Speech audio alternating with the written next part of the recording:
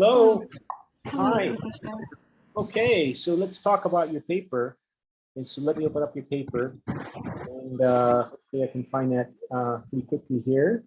And I don't, oh, well, I'm looking for your paper. So let's say, June, find that way. Pak June, where's June? Pak June, Pak June, Pak June. Pak June, where's Pak June? I can't see your paper right away here. I'm looking for it. Is this it? Yeah, let's see if that's it. No, I don't think that's it. No, that's not it. Talk to you. Where's your paper? Oh, I'm looking do I for. have to send my paper again? If I send it to you back, I sent it to you, right? Mike, with my comments. Yes. Okay, so send that to me. Send that paper that I sent to you. Is this it? Talk to you.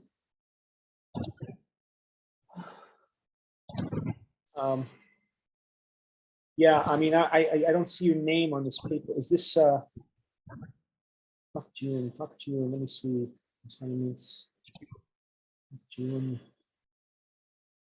Talk June. Talk June.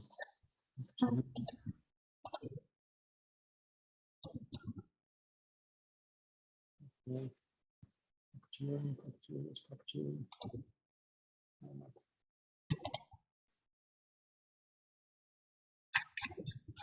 Okay, so let me see what I have here. First of all, I sent back to you. Okay, yeah, so here I have it. I have it. I think this is it. I just want to, so let me share the screen. And I think this is the paper here. Is this your paper right here? Wait a second, please. Yes, I can see it. Okay, so let's go through the paper then. And what you say, when I read the book, yeah, I mean, I think I also, did I mention this also? I think I did mention it. I think what I want to, let me say this again, go save it and make because I'll make some more changes probably. So I think one of the points I want to emphasize here is that you also, you don't need to use this first person, right? You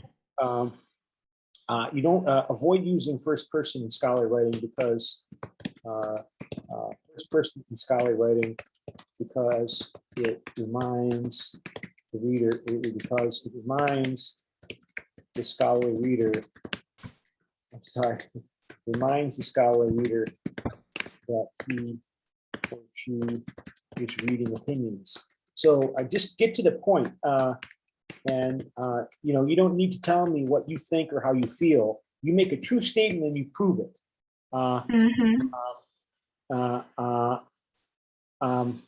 You might, so you're going in how you didn't, how you react to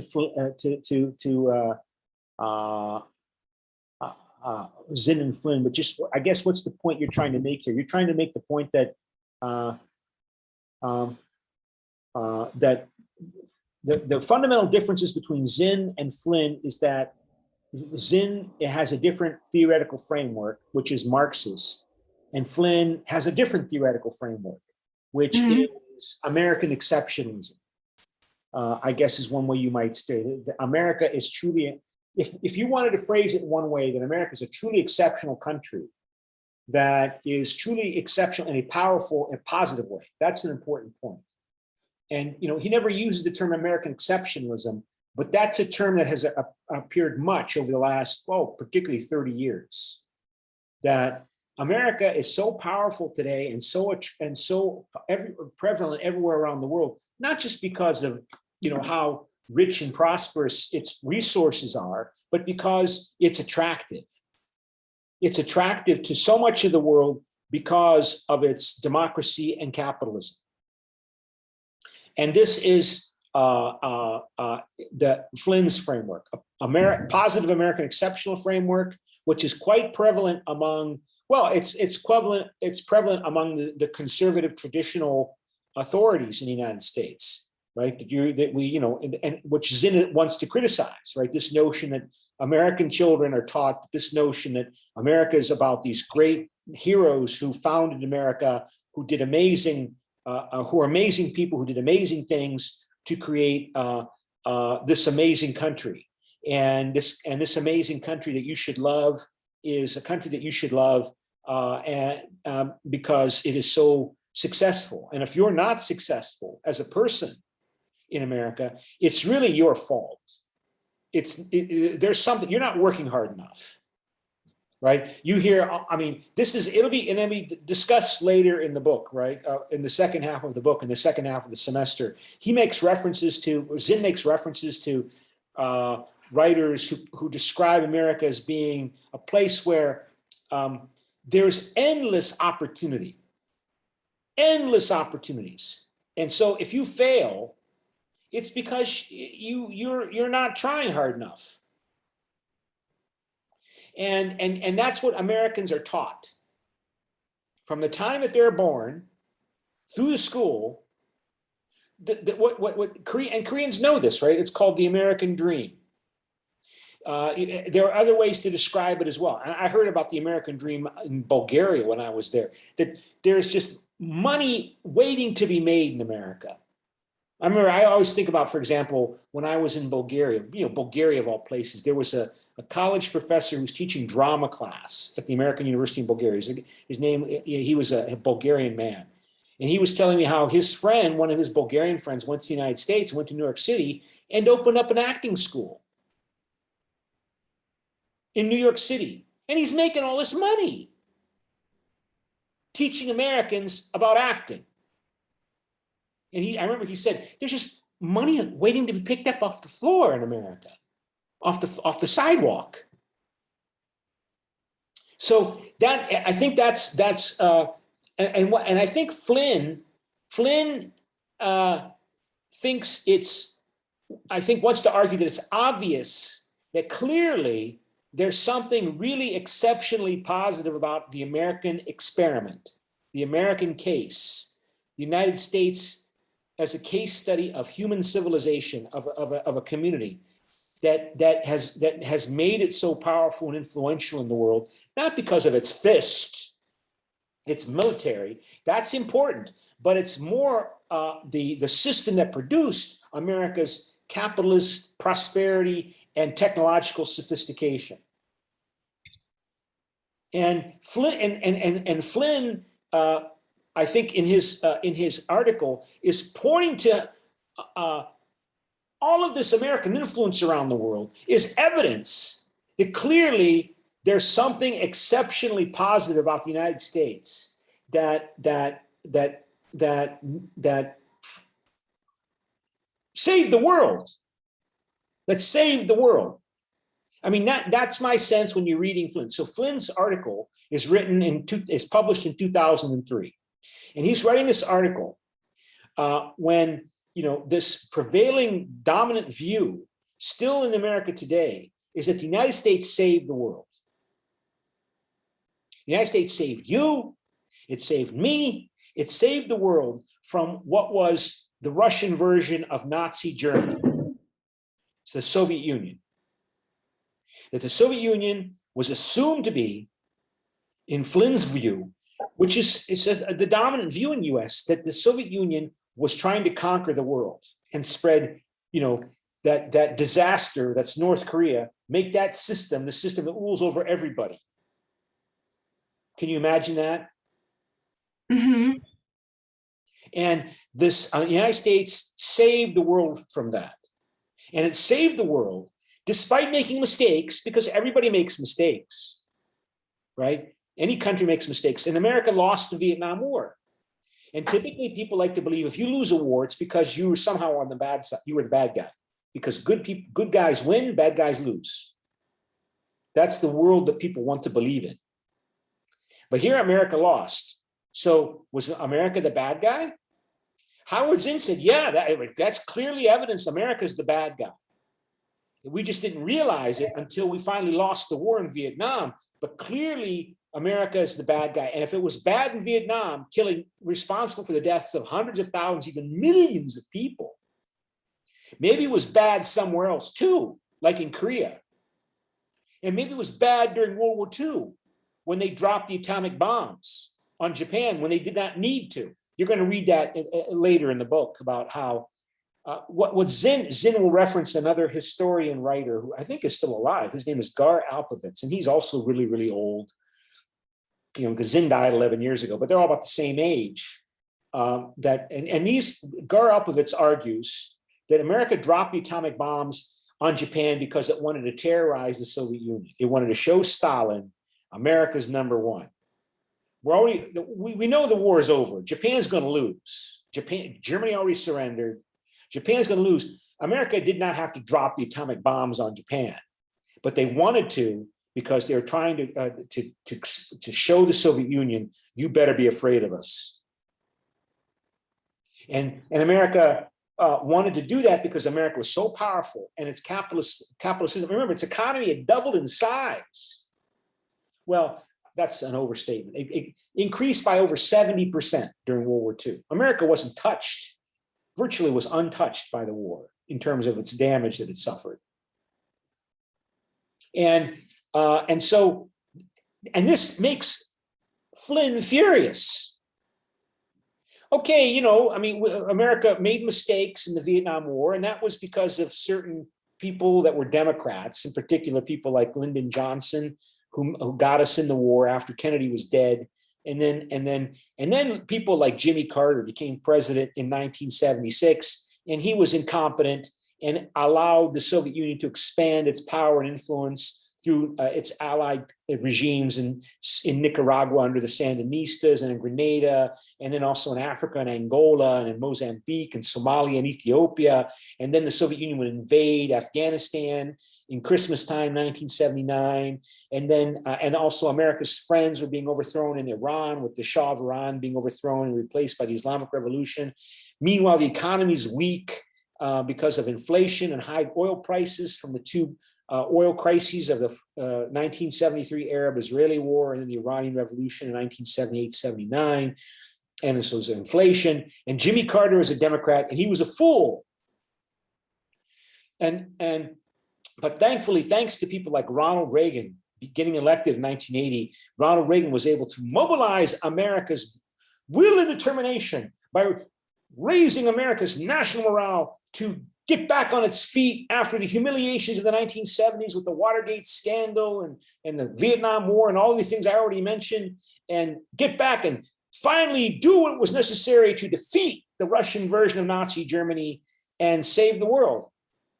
In spite of people like Howard Zinn and Gar Alpovitz and William Appleman Williams and the Kolko and the Gabriel Kolko, there's a whole group of historians that are called the New Left historians that emerged.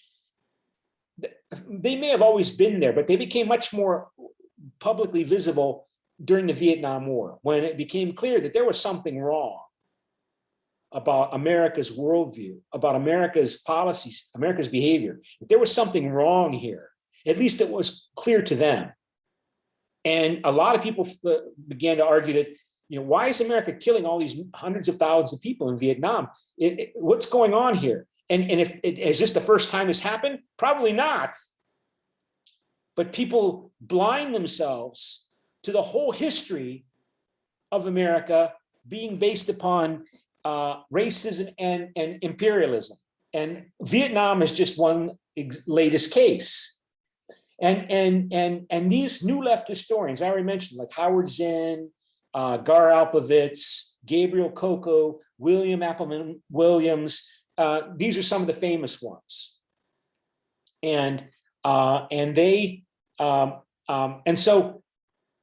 but from Daniel Flynn's perspective, the Vietnam War was, a tragedy because we didn't do it right. We didn't fight the war correctly, and we lost that war. But the only battle that costs in war is the last one. And the Cold War lasted for over 40 years. And finally, America won that war. Not in spite of Howard Zinn and his followers. And so Daniel Flynn wants to know, what is the problem with universities and because, look, Howard Zinn wrote a book. So what? Anybody can write a book. Not anybody, but why is Howard Zinn's book being used in college classes? Why am I making you read the Zinn book? And why are thousands of other teachers and professors making their students use the Jieun book? What's our problem? Why don't we love America? Why don't we emphasize, what is our problem? Why are we not emphasizing the great things that make America great, that explain why it won the Cold War and its influences everywhere? You want proof of that? Why is this class in English right now and not in Japanese or Chinese or Russian? It's in English because people in Korea, in South Korea, overall love America. Are they fools? Are they brainwashed? And you can, and that is not emphasized. It's just ignored in the Jieun book. All of the great things that America achieved, all the great things that America represented. Yeah, there were mistakes, bad things happened, but clearly there is a greatness to America, an American exceptionalism that needs to be emphasized rather than undermined. Because, we have other problems in this world. Soviet Union's gone. We know Soviet Union's been gone for 30 years, right? But now we have, Daniel Flynn's essay was published in 2003. So that's 2 years after the September 11, 2001 attacks. So George W. Bush declares we're going to fight a war on terror against the axis of evil. And the axis of evil, that combines the Axis powers in World War II. That's what they were called. Germany, Italy, and Japan were called the Axis. And then Ronald Reagan in 1983 made a speech in which he talked about the Soviet Union being the evil empire. That the Soviet Union was responsible for most of the bad things in this world. Not all, but most of them. So Axis powers, evil empire, axis of evil. And now we have to fight, we have to do the good things in the world that we did in Europe and in Asia, we got to do in the Middle East. We have to bring peace to the Middle East, the way we brought peace to Europeans, the way that, okay, Koreans and Japanese got their problems, but they cooperate. Why? Because America's there. And they tolerate America's presence because America's an exceptional country. It's not like Stalin's Soviet Union or Mao Zedong's China. Or not to mention Hitler's Germany. Or, of course, Imperial Japan under its Greater East Asian Co-Prosperity Sphere. And we have other problems, and America has to provide the leadership to solve the world's problems and provide leadership. And we have new problems. I already mentioned the terrorism, and now we got China, this People's Republic of China. And is Howard Zinn going to show us what we need to do as Americans to deal with these new challenges to peace and prosperity, to justice? Are we going, or are the Chinese? We're going to let the Chinese Communist Party impose its understanding of how the world should be organized? And if you read the Jieun book, you should be ashamed of America. You should be America's a country based upon exploitation and racism. How are we going to motivate Americans to do what is necessary to continue to do the good things that the world needs to be done? If American university professors and teachers are teaching students with this critical race theory and the Jieun book to make them feel ashamed of themselves and ashamed of their country. So what do you think?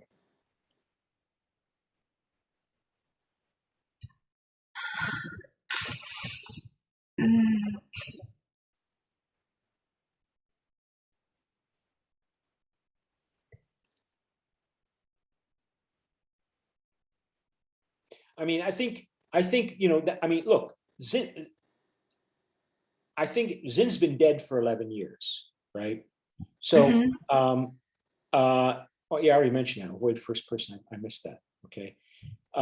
He's not, so we can't ask him what's his response to Daniel. But what we can say, I think what Jieun would say was that we need to understand what made America great was not rich, was not just rich, powerful white men.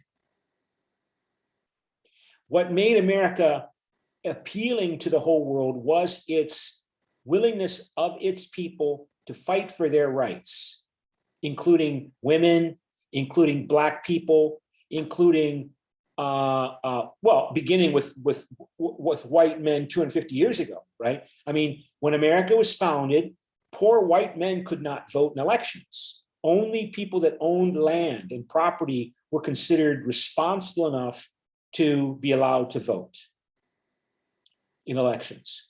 And that changed because America has expanded its understanding of what human rights are and who should be a citizen, a real citizen in America. And that happened, and that expansion of rights to all white men, and then to Black men as well, at least to some extent, and the expansion of rights to women to having the right to vote. There was lots of resistance to that. And that resistance had to be fought, and it had to be fought through organizing and hard work involving people that you don't read enough about. You read about George Washington, Abraham Lincoln, but do you read about Ida Wells? Do you read about Fannie Lou Hamer? You know, everybody who hears about Martin Luther King Jr., he's just one guy, right? But there was thousands of people who were involved in that effort that they devoted their lives to that, when they could have, you know, they suffered, they were hurt, and they didn't become rich business people to make a lot of money. And those people, it wasn't just great individuals. There were social movements. So Zinn's book is about social movements. And yeah, you know, capitalism is good in the sense that it creates change. So like, you know, when I was talking about with the other student, right? 250 years ago, or in Chosun, Korea, 100 years ago, if you're a woman, you had to marry a man and make babies and work on the farm, because there was nobody going to take care of you when you got old except your children. You had land, so that's how you fed yourself, by growing crops, right? You needed a man to help do the farm work, and a man needed a woman to do the woman's work. Now, in the 20th century, you have technology, you have capitalism, and you don't have to have a man to take care of you if you're a woman, and a man doesn't need a woman to make babies in order to take care of him. But it wasn't that rich, powerful white men said, you know what, the economy has changed. Let's give women the right to vote because you know, we think it's a good idea. It had to be fought for. It had to be exploiting the opportunities that economic change and capitalist development and technological development provided, had to be exploited and mobilized and expressed by social activists who and you read about them, like you read about them in the exercise you did in class with the labor movement, like Big Bill Hayward, right? Was mentioned in that. He was a labor union activist. I think he died. He was killed. Some of these people died, right? Or if they didn't die, they were abused, they were tortured, they were raped if they were women, when they were imprisoned, abused. And you don't read about those people, but those people are the ones who make policy change happen. And this needs to be understood, that students need to understand that this process of change involves conflict. It involves being attacked by those groups that like the status quo, that want to defend the hierarchy, dignity relations that exist for whatever reason. Like, you know, they might include white women who, you know, invested themselves in their relationship with a man. And, you know, most white women voted for Donald Trump, who voted in the election. You say, why would they do that? Well, because, you know, they get co-opted into that white man's world.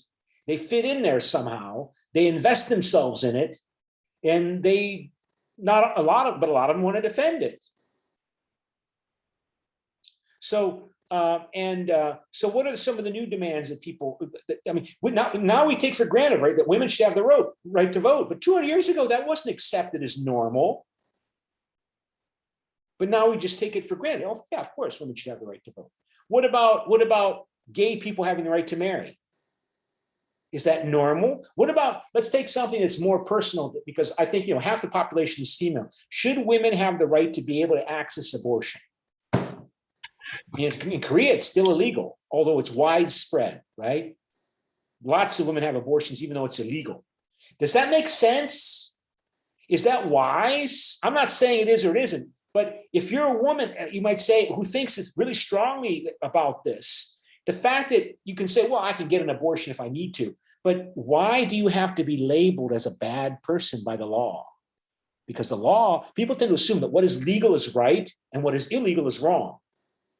So here you have a situation where lots of women are getting abortions, but it's illegal. Shame on you. You're a bad person because you had sex and got pregnant.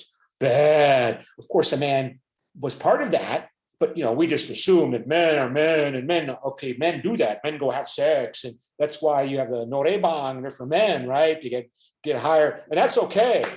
Is that right? And how do you change that? How do you change the laws? And so this issue is coming up. It's coming up in the United States now because in 1973, the Supreme Court ruled that women have the right to an abortion.